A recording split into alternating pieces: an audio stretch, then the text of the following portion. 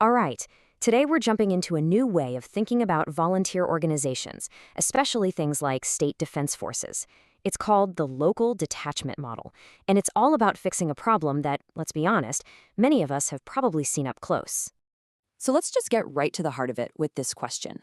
Why do good people, people who are fired up and ready to go, join an organization only to just lose interest and walk away a year later? It's a huge issue, and it really points to a major crack in the system. And that's really what our first section is all about, the engagement problem. This is where we dig into how even the best intentions can kind of get ground down by a system that just isn't set up for them to succeed. And this slide, wow, it just lays it all out, doesn't it? People sign up expecting to do meaningful things, get real training, and build that tight-knit team. But the reality they slam into? Infrequent meetings that are all about paperwork. They end up feeling totally underused. And it's right there, in that gap between expectation and reality, that all that motivation just fizzles out. You know, the big problem here is the traditional model. Just meeting one weekend a month, it's just not enough to build any real momentum.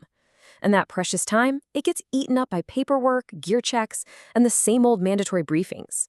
It's all about sustaining, not progressing, and it fails to build any real skill or team spirit. This really gets to the core of it, to the human side of things. Volunteers are there because they genuinely want to pitch in. They have this built-in drive to train, to be involved, and to feel like they're actually useful. If the system doesn't give them an outlet for that energy, well, it's only a matter of time before they go find it somewhere else. So that's the problem. How in the world do we fix it? Well, that brings us to what's really a common sense shift in thinking. It's about tearing down the old structure and rebuilding it from the community, right from the ground up. And this is where the local detachment model comes in. Now, the idea is actually pretty simple, but it's a game changer. You replace those big, centralized units, the ones people have to drive hours to get to, with a whole network of smaller, local units. The whole focus is on making it accessible and, the big one, keeping engagement consistent. The big idea is to have roughly one detachment per county. Think about it. This immediately gets rid of one of the biggest headaches for volunteers, the long drive. When your unit is right there in your own backyard, showing up becomes just another part of your weekly routine, not some huge logistical puzzle. And this new rhythm is absolutely key.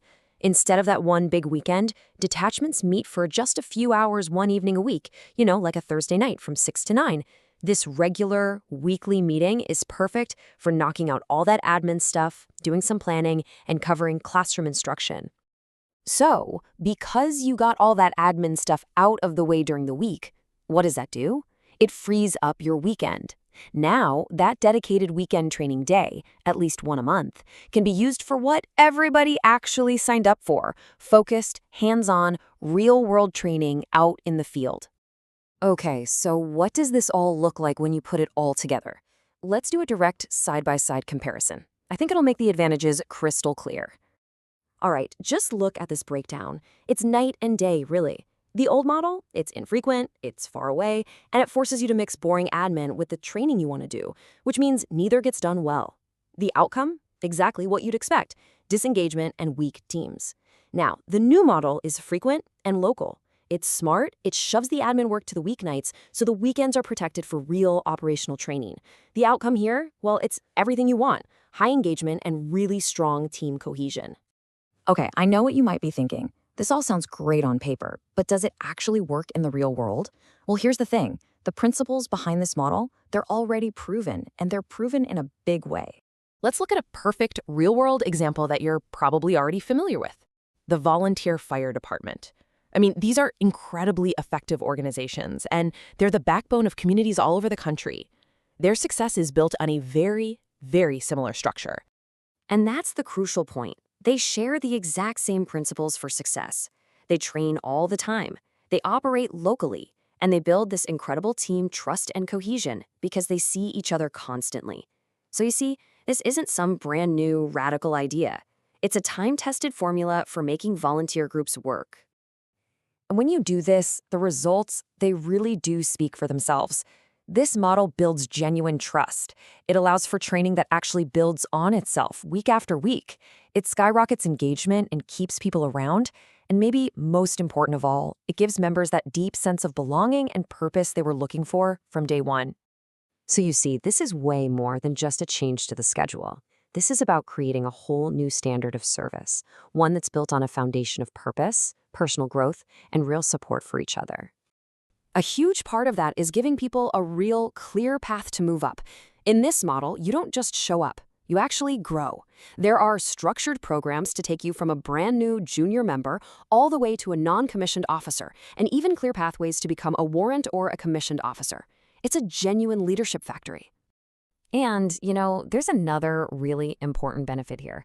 This kind of structure provides a stable, mission-focused environment that's perfect for veterans. For so many who really miss the brotherhood and the purpose of their time in the service, having a local, active unit like this can be an incredible support system. The model is also just smarter about how it handles longer training. Instead of that rigid 2-week block in the summer that's tough for anyone with a job or family to pull off, it uses flexible 3-day training events built around long weekends and holidays. It just respects the reality of a volunteer's life while still getting that crucial training time in. Now, let's be really clear about something. This model isn't easier. It actually asks for more commitment. This becomes the standard. The goal is to build an active, engaged organization, not just a long list of passive members on a roster. It's about attracting the people who really, truly want to be there and contribute. So when you boil it all down, here's the bottom line. The local detachment model isn't just a different way of doing things. It's a fundamentally better way. It's designed around how people actually behave. It respects the real lives of volunteers, and it keeps its eyes on the prize, building a force that is capable, engaged, and truly ready to go. And that really leaves us with one final thought to chew on. Are we maybe too focused on how often we meet? Perhaps the real question, the more important question we should be asking ourselves, is all about the quality of that time and what we can really, truly accomplish when we are consistently working together.